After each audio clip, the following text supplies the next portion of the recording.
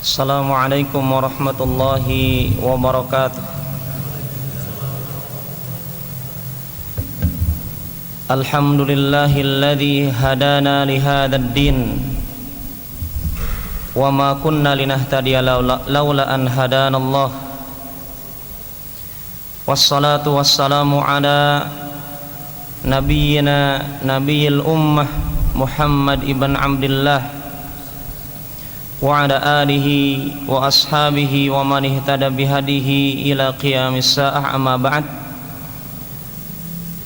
Para hadirin kaum muslimin dan para pendengar yang dimuliakan oleh Allah Subhanahu wa taala,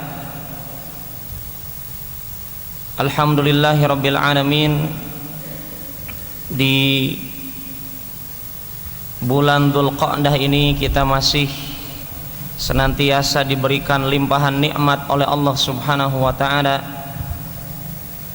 dan beberapa hari ke depan kita akan berjumpa dengan Dzulhijjah yang disyariatkan untuk berkurban di dalamnya sebagai bentuk pengagungan kepada Allah Subhanahu wa taala.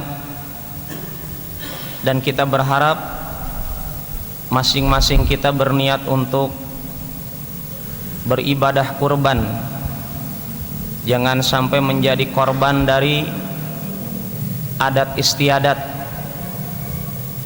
yang mungkin tidak seluruhnya adat istiadat itu diharamkan, tetapi seringkali kita tanpa merasa dan tanpa menyadari kita sedang digiring untuk melupakan syariat Islam.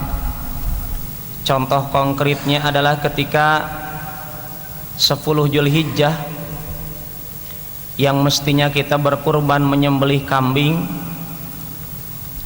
jarang sekali umat Islam di Kendari yang kita lihat mereka berusaha minimal memahami bahwasanya itu syariat Islam. Tatkala dia sudah hafal surat yang sangat pendek yang dia hafal dalam Al-Quran juz amma, Allah katakan fasalli li rabbika wanhar. Ayat ini mungkin sudah hafal ya, masing-masing umat Islam, jangankan bapak-bapak, anak-anaknya saja sudah hafal. Inna a'tainakal kautsar fasalli li rabbika wanhar. Fasalli, maka salatlah engkau, li rabbika, ikhlas karena Allah, wanhar, dan berkurbanlah ya. Tapi kita dapatkan umat Islam di tanggal 10 Dzulhijjah, mari kita lihat realita. Kalau 10 Dzulhijjah yang kurban itu saja, giliran ada yang meninggal dunia seluruhnya wajib menyembelih sapi ya. Bahkan tidak boleh katanya kalau kambing itu malu-maluin keluarga. Dan jelas ini adat istiadat. Ketika kita meninggal dunia ada kewajiban dari adat untuk menyembelih binatang. Tetapi tatkala kita bertemu dengan 10 Dzulhijjah, 11 Dzulhijjah, 12 sampai 13 Dzulhijjah, sangat jarang orang meniatkan dirinya untuk meraih keistimewaan dengan berkurban untuk mengagungkan syiar Allah Subhanahu wa taala. Maka ya ikhwan, Imam Al-Juwayni beliau katakan di antara amalan yang pahalanya besar ya. Ini mari kita lihat, umur umat Islam itu kan sedikit, apalagi dalam hadis yang disahihkan oleh Imam Al-Albani, beliau katakan hadisnya sahih, la taqumus saah, tidak akan terjadi hari kiamat hatta yataqarabaz zaman, sampai waktu itu sangat dekat, cepat berjalannya. As-sanah kasyahr, 1 tahun yang kita lewati sepertinya 1 bulan. Wasyahru kal jum'ah, dan 1 bulan yang kita lewati sepertinya cuma 1 Jumat, cuma 1 minggu. Wal jum'ati kas-sa'ah, dan 1 Jumat itu seperti 1 jam ya. Artinya ini menunjukkan apa Pak? Tanda hari kiamat dengan hadis yang disahihkan oleh Imam Al-Albani ini sudah terjadi atau belum? Sudah. Bagaimana kita rasakan bahkan mungkin di antara kita tinggal di Kendari, tahunnya sudah 4 tahun, 5 tahun, 6 tahun, 7 tahun, bahkan sudah jadi warga Kendari, bahkan sudah punya anak. Kemarin sore masih jomblo bujangan, sekarang sudah punya, ngurus anak. Kemarin sore ngurus anak orang lain, sekarang ngurus anak sendiri. Ya taqarrabaz zaman. Di antara tandanya dekatnya hari kiamat adalah waktu yang kita lewati itu berjalan dengan cepat. Bahkan dirinci oleh Rasulullah SAW, 1 tahun seperti 1 bulan, 1 bulan seperti 1 pekan, 1 Jumat itu, ya 1 pekan seperti 1 jam. Dan itu yang kita rasakan. Maka di antara usaha kita agar kita mengisi waktu kita di waktu yang sangat cepat ini adalah para ulama seperti Imam Al-Juwayni rahimahullah wa hafizahullah ta'ala, beliau katakan amalan-amalan yang banyak dilupakan manusia dari amalan Islam, dari ajaran Islam, kemudian kita kerjakan, itu pahalanya lebih besar di hadapan Allah. Ya, kenapa demikian? Karena kita dituntut untuk menghidupkan sunnah di zaman orang-orang melupakan sunnah. Jelas cobaannya berat, ya. Dan sebagaimana sabda Rasulullah SAW apa? Innallaha idza ahabba qauman ibtalahum. Sesungguhnya Allah kalau ingin menguji seorang hamba, ingin mencintai seorang hamba, dia akan diuji. Dalam hadis yang lain riwayat Muslim, inna idhamal bala ma'idhamil jaza. Besarnya balasan sesuai dengan besarnya ujian. Maka semakin besar ya ujian kita menghidupkan sunnah Nabi seperti berkurban salah satunya, ya semakin besar juga pahala yang akan kita dapatkan di zaman umat manusia melupakan sunnah itu, bahkan lebih menghidupkan sunnah adat istiadat. Ya, ini muqaddimah yang kita sampaikan pada kesempatan kali ini. Dan pada malam hari ini ikhwan, kita akan melanjutkan kajian, membacakan dan mempelajari fatwa para ulama, dan kita masih berada di sunanul fitrah, amalan-amalan yang dikatakan fitrah. Dan kita tahu namanya fitrah ini sebagaimana telah kita sebutkan dalam hadis Abu Hurairah riwayat Bukhari dan Muslim, khamsum minal fitrah. Bahkan redaksinya al fitratu khamsun. Ada yang menyebutkan redaksi hadisnya adalah al fitratu khamsun, ada juga khamsun minal fitrah, ada ashrun minal fitrah. Ya, kalau kita gabungkan redaksi hadis ini yang seluruhnya adalah sahih. Kalau kata Syekh Al-Utsaimin dalam kitab Syarah Riyadhus Shalihin, tatkala beliau sebutkan al fitratu khamsun, artinya namanya fitrah itu hanya 5, tiada lain, tidak boleh kurang, tidak boleh lebih, dengan redaksi hadis itu. Tapi ada hadis yang lain mengatakan apa? Khamsu minal fitrah, ada 5 bagian dari kata fitrah. Berarti apa? Masih ada yang ke-6, masih ada yang ke-7, begitu ya. Dengan hadis yang lainnya asyru minal fitrah. Dan kata beliau yang lebih mendekati kebenaran adalah namanya fitrah itu tidak terbatas dari kata 5, karena ada hadis yang menyebutkan 10, dan yang 10 pun disebutkan redaksinya apa? Asyru minal fitrah, 10 dari yang fitrah. Artinya boleh jadi ada yang ke-11, karena ada kata min itu bagian, berarti belum semuanya disebutkan oleh Rasulullah SAW. Dan kita telah menyebutkan kata dari fitrah itu sebagaimana disebutkan Imam An-Nawawi dalam kitab Syarah Sahih Muslim. Apa fitrah itu, Pak? Sebagian ulama mengatakan tatkala kita mendengar ada 5 dari fitrah, ada 10 dari fitrah, artinya 5 atau 10 dari sunnah para nabi. Ini makna yang pertama. Makna yang kedua apa? 5 atau 10 dari fitrahnya manusia, kalau dia lahir mesti menjaga hal-hal tersebut, ya. Dan kedua-duanya adalah dibenarkan oleh para ulama. Artinya orang ketika mendapatkan fitrah-fitrah ini berarti apa? Sifat manusiawinya ada. Memotong kuku, karena menjaga kuku adalah binatang. Dan kita sebutkan fatwanya kemarin, fatwa Syekh Utsaimin rahimahullah. orang yang menjaga kukunya walaupun cuma jari kelingkingnya Pak ataupun cuma ya yang kita sebutkan kemarin, ini adalah tasyabuh bil hayawan, menyerupai binatang. Maka ingatkan kembali diri kita, dikatakan fitrah memotong kuku karena apa? Bagian dari sifat manusia, bukan hewan, bukan tumbuh-tumbuhan kita ini. Demikian juga adalah sifatnya para nabi dan rasul, berkhitan ya, dan sunatnya bukan sunat adat tetapi sunat syariat. Itu adalah sunnah yang syariah Islamiyah, adalah sunnahnya para nabi yang diawali oleh Nabi Ibrahim. Berikut ini kita akan lanjutkan fatwa yang kemarin sudah berhenti di perkara berkhitan ya. Kemudian yang akan kita baca pada kesempatan kali ini adalah fatwa yang bersumber dari Lajnah Ad-Daimah, Komite Badan Fatwa Ulama ya. Dan fatwanya tidak hanya seputar hukum syariat tetapi hukum berkaitan dengan duniawi juga. Mereka memberikan fatwa kepada umat Islam. Berikut pertanyaannya adalah, hal yasihhu halqul ibti bisyafarati al-mukhassasa lil halaqah? Apakah boleh menggundul? Ibt itu bulu ketiak ya. Kita tahu dalam redaksi hadis disebutkan apa? Bulu ketiak itu sunnahnya, redaksi hadisnya apa? Natful ibti. Natful itu dicabutin. Jadi siapa yang berani mencabutin itu adalah sunnahnya.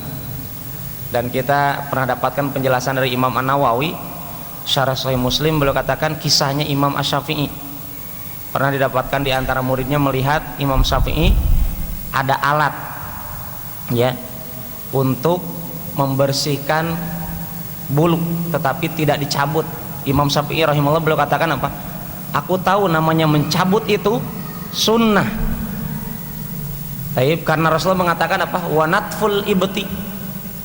Fitrahnya manusia, karakter seorang manusia, mau laki-laki perempuan ya, ketika ada bulu ketiaknya dia mesti dicabutin.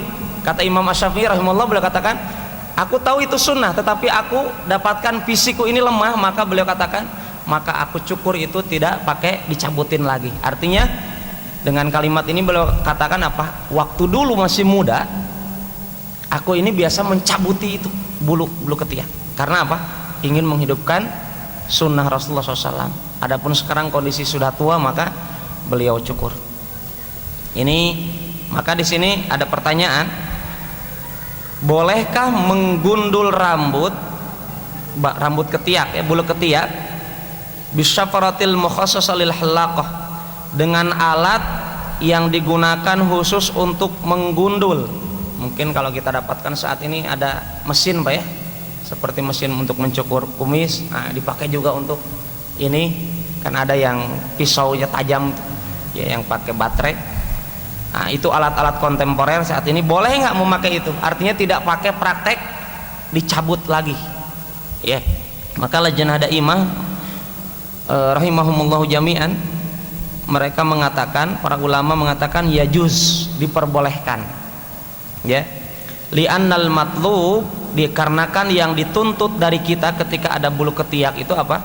Izalatus sya'ri minal ibtaini, melenyapkan rambut dari ketiak kita. Artinya bulu ketiak itu dituntut dari Islam apa? Oleh Islam kepada kita apa? Lenyapkan itu bulu ketiak binatfin, dengan mencabutnya, au halqin, atau menggundulnya, au ghairihima, atau yang selainnya ya. Wali anna natfa afdal idza tayassara dzalik, mencabut bulu ketiak itu lebih utama ya kalau itu memudahkan antum. Artinya kalau kita pernah mendengar perkataan Abdurrahman bin Adham rahimahullah ta'ala, beliau katakan apa? Kalau ketika saya tahu Sufyan mengatakan, kata beliau, Sufyan, saya belum tahu Sufyan ini apakah Sufyan ibn Uyainah, Sufyan Ats-Tsauri, wallahu ta'ala alam, yang jelas beliau sebutkan Sufyan mengatakan ketika tahu bahwasanya itu sunnahnya, maka beliau kerjakan walaupun cuma satu kali. dalam rangka apa? Menghidupkan sunnah. Artinya antum, mungkin yang hadir sini ataupun yang mendengar, yang belum pernah ya mencabut bulu ketiaknya, karena redaksi hadisnya Rasulullah mengatakan apa? Mencabut, ya, maka minimal sekali pernah melaksanakan. Kenapa Pak? Karena akan Anda dapatkan faidahnya, ya. Ketika Anda cabut, faidahnya berbeda dengan mencukurnya dengan alat cukur ataupun mengguntingnya. Apa itu Pak? Saraf kita ke otak itu terasa berbeda, dan itu menjadikan apa? Dari sisi kesehatan diantara hikmahnya sunnah, ikhwan. Kenapa Rasulullah SAW mensunahkan dengan mencabut? Karena kita tahu apa? Saraf itu akan terpancing, termasuk saraf otak kita dengan itu, dan itu yang antum rasakan. Kalau belum pernah maka antum coba.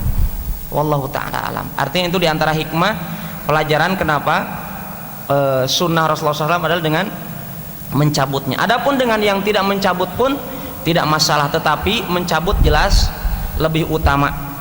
Liqaulin Nabi sallallahu alaihi wasallam, berdasarkan hadis Rasulullah SAW, al-fitratu khamsun. Namanya fitrah itu ada 5. Al-khitan, berkhitan. Ini adalah fitrah manusia, laki-laki perempuan. Adapun untuk laki-laki sebagaimana kita sebutkan kemarin, hukumnya wajib berkhitan. Adapun perempuan hukumnya sunnah, ya. Dan khitannya adalah khitan yang syar'i, bukan adat, istiadat. Wa qassus syarib, mencukur kumis, itu juga fitrah manusia. Artinya kalau ada orang memanjangkan kumis sampai dipreteli, diperintil-perintil gitu, jelas itu adalah menyelisihi sunnah, ya, jelas itu menyelisihi sunnah. Kata Rasulullah apa? Karena beliau sebutkan di sini di antara fitrah adalah mencukur kumisnya. Wa qalamud dufri, atau dalam redaksi hadis yang lain wa taqlimul adhafir atau adfar, ya, memotong kuku, ya, memotong kuku juga di antara sunnah para nabi. Wa natful ibti, nah ini mencabut bulu ketiak. Wa halqul anah, mencukur bulu kemaluan.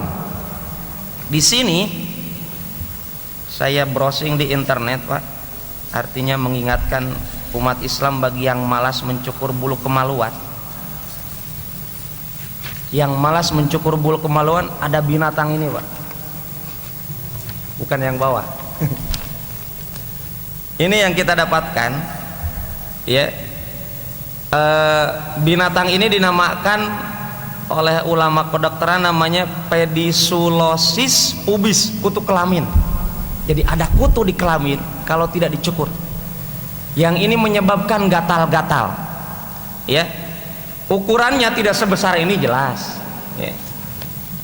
Ini saya perbesar biar kita tahu bahwasanya di dalam sunnah ada kejayaan, gitu. Di dalam sunnah Rasulullah SAW ada keindahan dan ada keistimewaan. Kenapa Rasulullah SAW menganjurkan kita untuk mencukur bulu kemaluan? Yang jelas ikhwan, ya, namanya mencukur bulu kemaluan ini adalah amalan yang dirahasiakan antara manusia dengan Allah Subhanahu wa taala, tidak ada yang tahu, ya, kecuali tatkala dia meninggal kemudian dimandikan, dan itu pun aib bagi jenazah yang mesti ditutupi aibnya oleh orang yang memandikan jenazah. Artinya apa? Kalau orang dengan masalah ini menyepelekan, berarti amalan keikhlasannya tidak apa, masih belum diperbaiki. Karena ini adalah amalan-amalan apa? Sir, ya, tidak ketahuan kecuali antara dirinya dengan Allah, dan mungkin yang hanya tahu di antara manusia siapa? Istrinya. Karena dirinya di hadapan istrinya tidak ada aurat, ya, tidak ada aurat. Artinya apa? Maka masing-masing seantara suami istri mesti bertakwa kepada Allah, mengingatkan dengan masalah ini. Pak ikhwan, saya pernah dapatkan di, mungkin ini bisa kita pasang, ya, ukuran sebenarnya katanya wallahu ta'ala alam, binatang tersebut ukurannya 1 sampai 2 mm, kecil, 2 mm, bukan 1 cm Pak. 1 sampai 2 mm itu ada di situ. Maka di antara sunnah Rasulullah SAW adalah menghidupkan hal tersebut. Apa itu? Dipotong, ya. Ini tambahan ilmu kontemporer yang mungkin zaman dulu para sahabat tidak punya mikroskop untuk memeriksa kenapa mesti dicukur.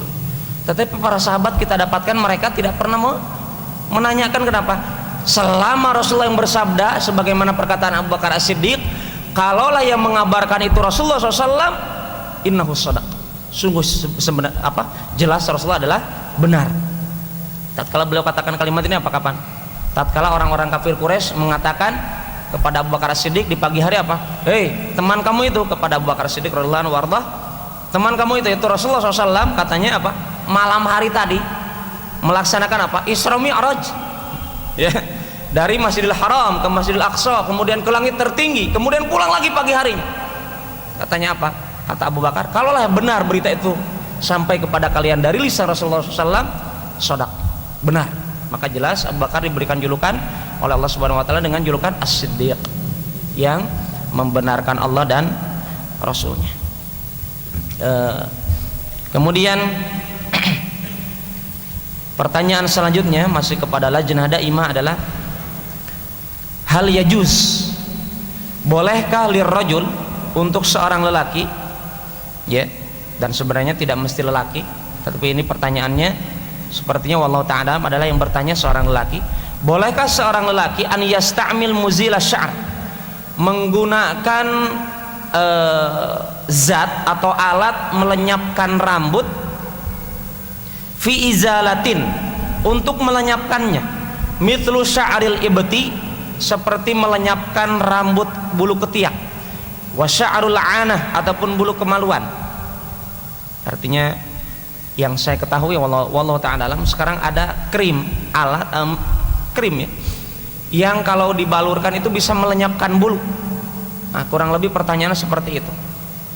Muzil kalau diartikan bukan di tempat sini, artinya bukan dalam fatwa ini, muzil itu kan dari kata azala yuzilu. Muzil itu Pak, kalau anak-anak sekolah kita, anak-anak itu biasa suka bawa muzil. Apa itu muzil? Tip X. Kenapa dikatakan tip X muzil? Karena dia bisa menghilangkan tulisan. Begitu juga dengan ini. Dikatakan muzil itu adalah suatu zat yang bisa melenyapkan bulu ketiak ataupun bulu kemaluan, atau mungkin ada bulu kumis, rambut ini.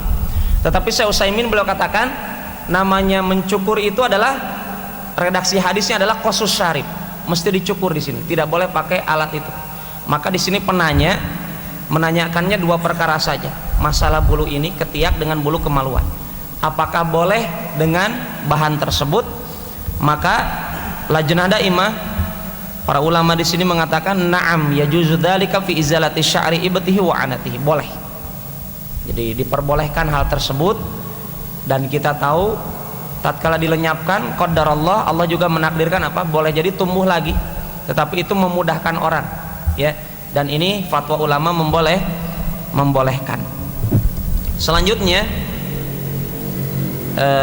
sedikit ana sampaikan, mungkin ada sebelum ana lanjutkan, adalah insyaallah nanti setelah Isya bagi yang berminat mungkin membuka forum tanya jawab sekitar 1/4 jam atau lebih sedikit gitu ya, bagi yang ingin bertanya. Artinya bagi yang tidak bertanya ya silakan, kami persilakan untuk terserah antum. Yang jelas kita buka kesempatan forum tanya jawab setelah Isya, artinya kajian yang mungkin selama ini kita biasa mendengarkan kajian sampai Isya tiba, kemudian masih ada unek-unek. Mungkin nanti setelah Isya kita lanjut bagi yang mau bertanya.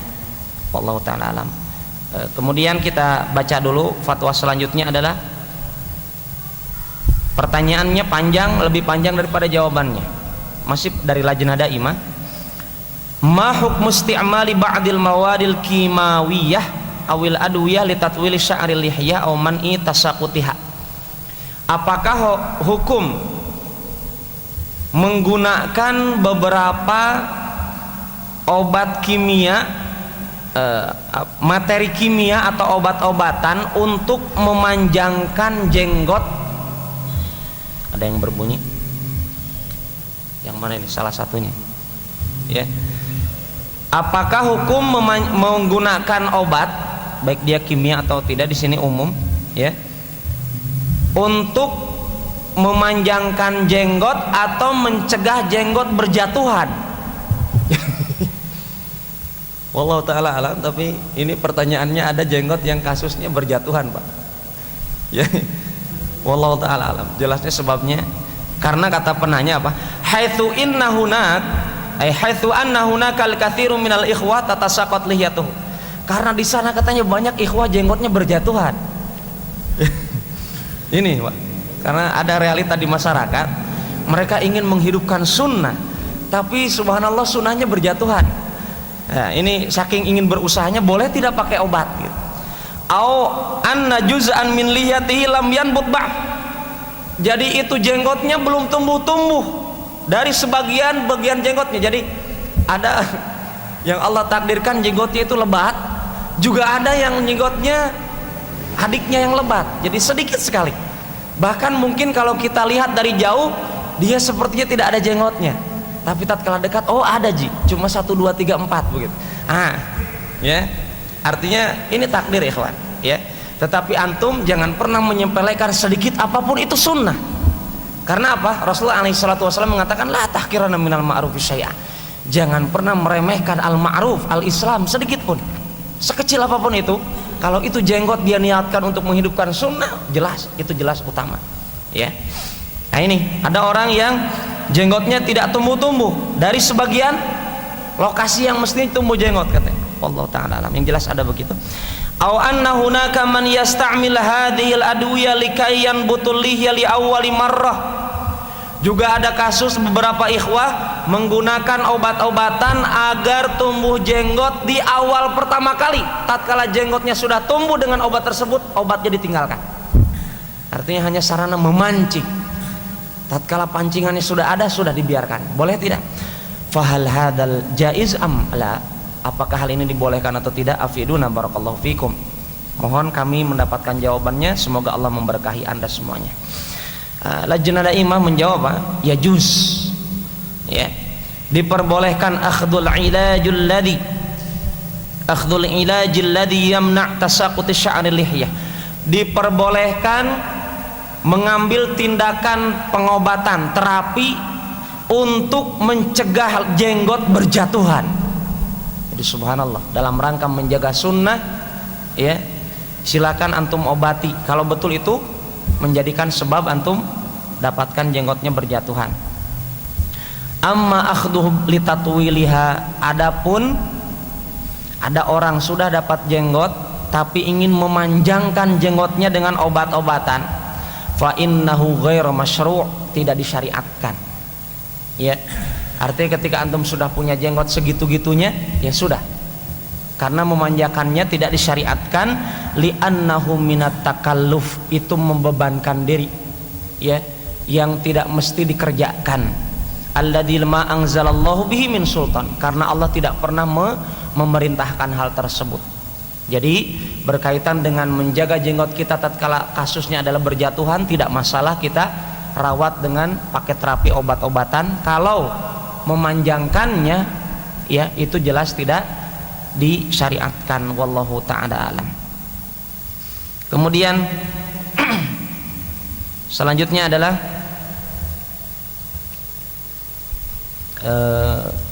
ini masih ada yang masih berkaitan, maka saya coba pilihkan.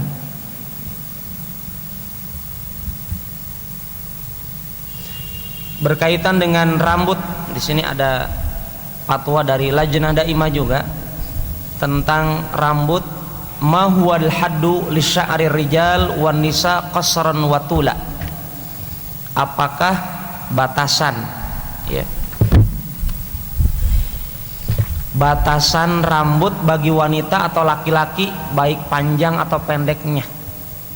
Ini lebih rinci antara rambut laki-laki dengan perempuan. Jawabannya adalah ar-rajulu lahu an yahluqa ra'sahu wa lahu an yuwaffirahu ala wajhin la yatashabbah bihi fil kuffah.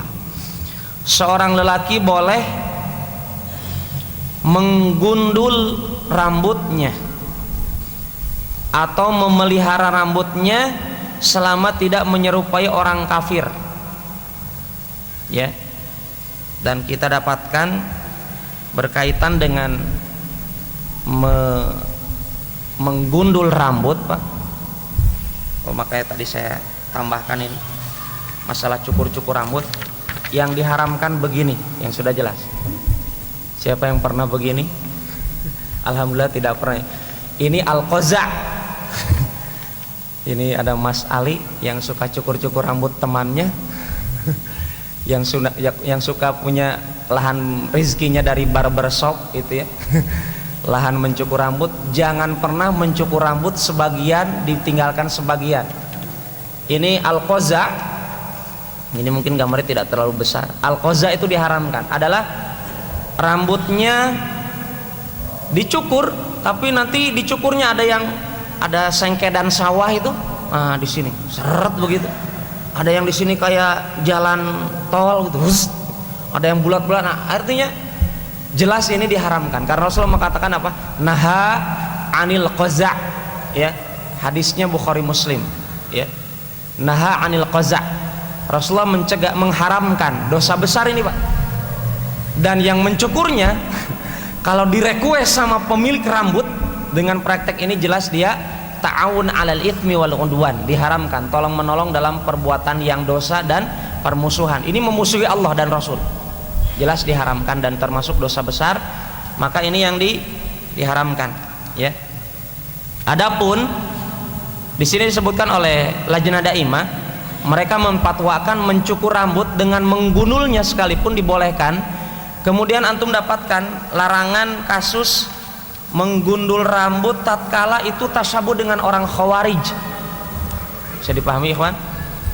Ada hadis yang menyebutkan tentang sifatnya orang khawarij itu, salah satunya ciri mereka menggundul rambutnya. Baik. Sebagian ulama dengan kalimat gundul rambut sampai pelontos disyariatkannya kapan, Pak? Ketika tahallul haji atau umroh. Maka ini disyariatkan karena ada dalil khusus, ya.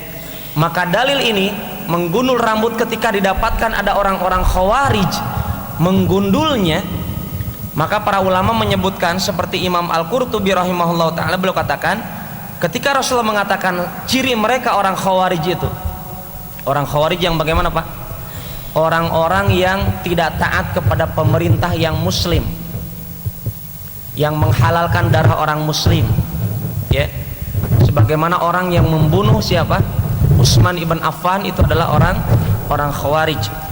Ciri mereka itu kata Rasulullah SAW, kata Imam Al-Qurtubi dalam hadis Rasulullah SAW, ciri mereka menggundul rambut maksudnya tatkala orang tersebut menggundul rambut untuk dijadikan niatnya bahwasanya mereka enggan dengan perhiasan dunia dan menjadikan syiar mereka agar dikenali orang.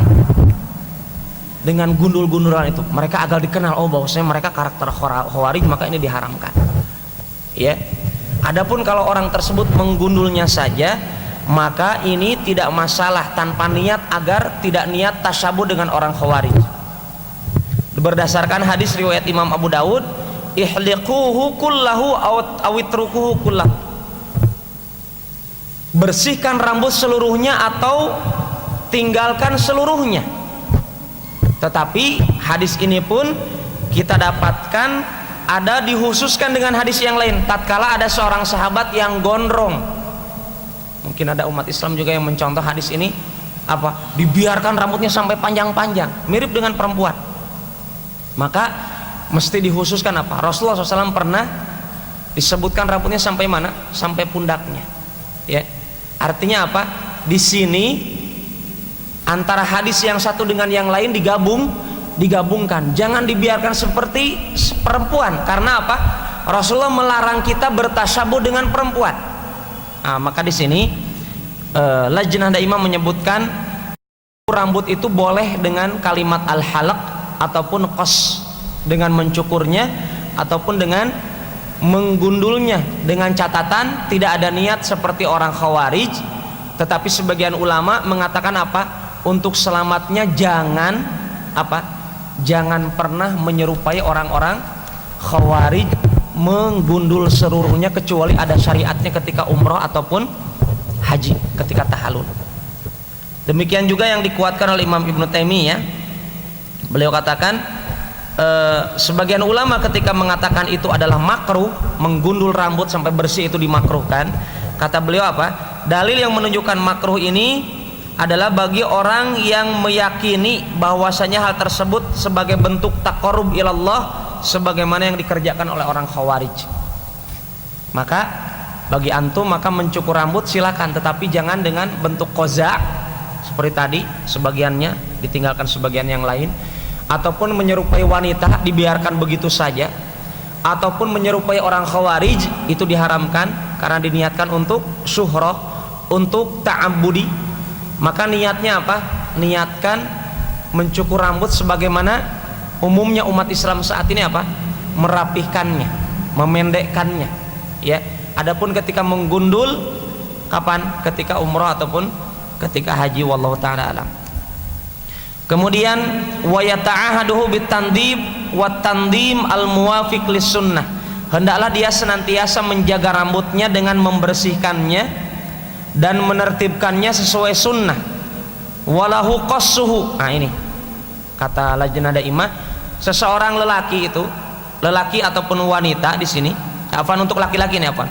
Adapun laki-laki tadi disebutkan boleh digundul dengan catatan tadi tidak boleh seperti orang Khawarij tadi, ataupun boleh kata Lajnah Daimah dengan mencukurnya tanpa digundul, memendekkan. Dan ini yang sering terjadi di antara umat Islam, ya, yang kita saksikan ataupun mungkin kita juga. Wa ja'alahu lummatan ilal minkabaini, dan menjadikan rambut tersebut tersisa sampai antara sini. Jadi boleh ditinggalkan sampai di sini. Itu tidak masalah. Ya, yang seperti kita praktekkan. Kama warada 'anin Nabi sallallahu alaihi wasallam, sebagaimana yang tercantum dari hadis Rasulullah SAW, ammal mar'ah, adapun wanita, fayahrumu 'alaiha halqu ra'siha illa li daruratil ilaji bihalqihi. Adapun wanita diharamkan menggundul rambut kepalanya kecuali darurat karena untuk terapi atau obat, mengobati rambutnya. Mungkin kepalanya ada penyakit kemudian mesti digundul sebagai bentuk pengobatan, maka tidak masalah. Wa yahrumu 'alaiha aydan ja'luhu 'ala sifati ra'sir rajul, ataupun menyerupai kepalanya laki-laki, atau ada sifat syu'uril kafirat, ataupun menyerupai rambutnya perempuan orang kafir. Wal aula, lebih utama bagi wanita muslimah, taufiruhu wa adam qasihi, membiarkan rambutnya panjang dan tidak mencukurnya, kecuali kapan Pak? Li'annahu jamalah. Saya akhiri sampai fatwa ini berakhir, tidak boleh dicukur, ini lebih utama bagi wanita. Tidak boleh menggundul, boleh mencukurnya, tetapi lebih utama apa? Lebih utama membiarkan panjang terurai begitu saja tanpa mencukurnya. Demikian, karena itu sebagai bentuk ciri kecantikan wanita, rambutnya panjang. Ya, demikian fatwanya.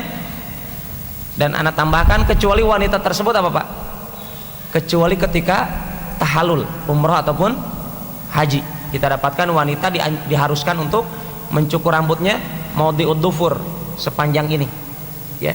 Jadinya tidak segini, tidak panjang lagi, tapi maudhi'ud dhufur, pendek, sangat pendek, kemudian dicukur. Itu bentuk tahallul wanita. Adapun laki-laki jelas lebih utama doa Rasulullah 3 kali bagi orang yang menggundul rambutnya sampai bersih. Adapun yang mencukur memendekkannya bagi orang yang tahallul ketika umrah ataupun haji adalah dengan mencukurnya, itu doanya cuma satu kali dari Rasulullah Sallallahu Alaihi Wasallam.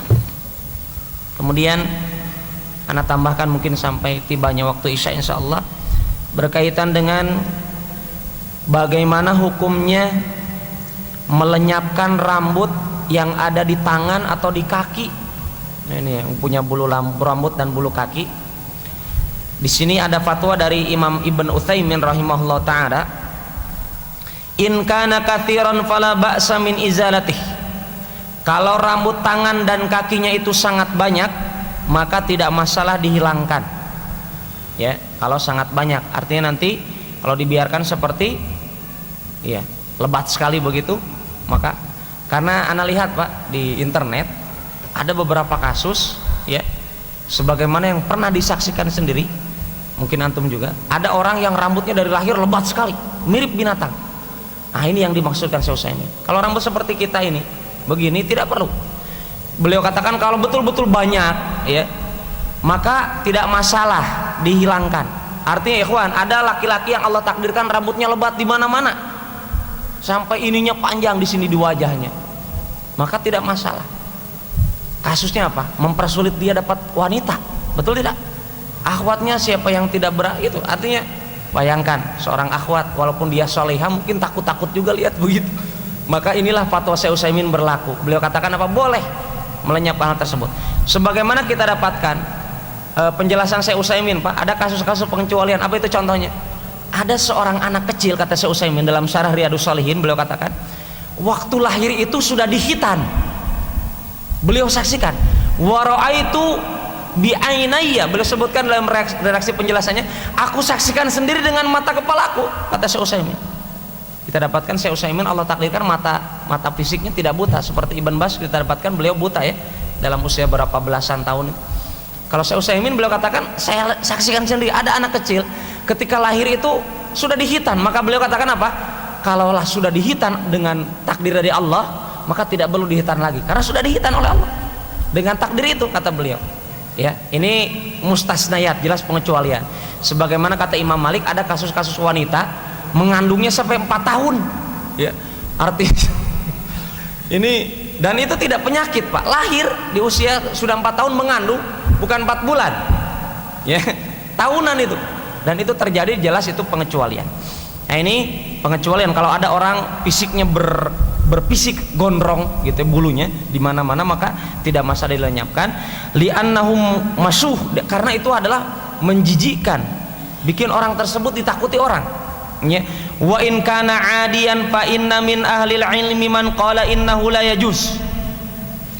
Kalaulah rambutnya itu tumbuh di tangan, di kaki, tetapi tumbuhnya biasa sebagaimana biasanya, maka itu tidak boleh. Sebagian ahli ulama mengatakan tidak boleh dihilangkan.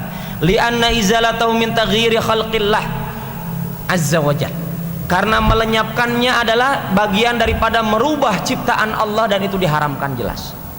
Ya, jadi kalau seperti kita ini sudah biarkan. Wa minhum man qala innahu tajuzu izalatuhu ili annahu mimma sakatallahu anhu. Sebagian ulama mengatakan boleh melenyapkannya karena ini perkara yang didiamkan oleh Allah dan Rasul. Ya. Wa qala Nabi sallallahu alaihi wasallam, berdasarkan hadis Rasulullah SAW, masakatallahu anhu fahuwa afun. Apa saja yang Allah diam dengan perkara tersebut, maka perkara tersebut dimaafkan. Ya, ailaisa bilazimin walakum wala haram alaikum. Ya, tidak mesti dihilangkan ataupun tidak haram juga dihilangkan.